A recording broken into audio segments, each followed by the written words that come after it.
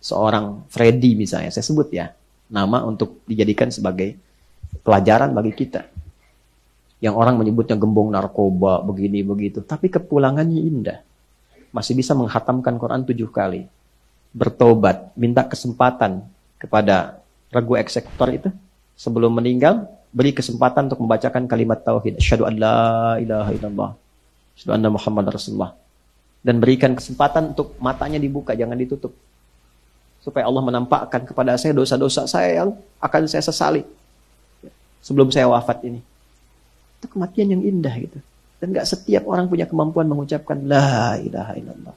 Ustadz Adi Hidayat iri dengan kematian Freddy Budiman karena mantan gembong narkoba ini di detik-detik meninggalnya berhasil memutuskan untuk berhijrah dengan baik. Ustadz Adi Hidayat pun memuji kematian Freddy Budiman tersebut.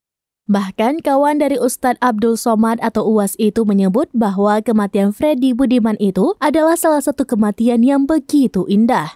Seperti diketahui, Freddy Budiman adalah gembong narkoba terbesar di Indonesia dengan jaringan kelas internasional. Semasa hidupnya, Freddy Budiman kerap keluar masuk penjara karena kasus narkoba, mulai dari sabu, pil ekstasi, hingga heroin.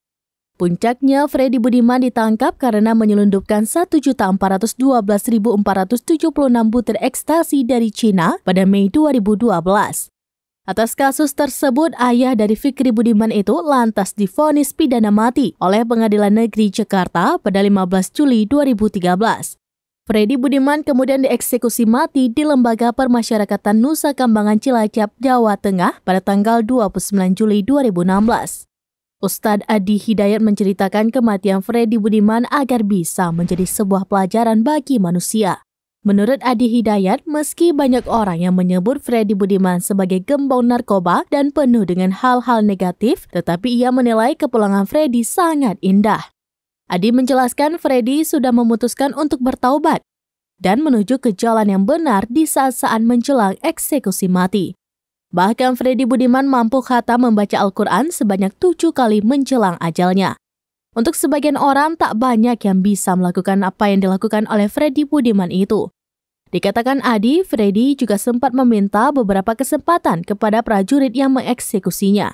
Salah satunya, Freddy meminta kesempatan untuk membaca kalimat tauhid asyhadu alla ilaha illallah wa asyhadu anna Muhammadar Rasulullah sebelum dieksekusi oleh Algojo. Di ujung ajalnya, Freddy juga sempat meminta matanya agar dibuka. Hal itu, kata Adi Hidayat, merupakan bentuk Freddy mengaku dosa-dosa yang disesalinya sebelum ia menghembuskan nafas terakhirnya. Sontak, Ustadz berumur 39 tahun itu menyebut kematian Freddy Budiman merupakan kematian yang indah. Oleh karena itu, Ustadz Adi Hidayat berharap sosok hijrah dari Freddy Budiman ini bisa menjadi pelajaran bagi setiap umat manusia. Ia menegaskan kematian akan selalu menghampiri setiap orang. Namun, cara kepulangan ke pangkuan rahmatullah dapat dipilih apakah ingin indah sebagai muslimin yang taat atau tidak.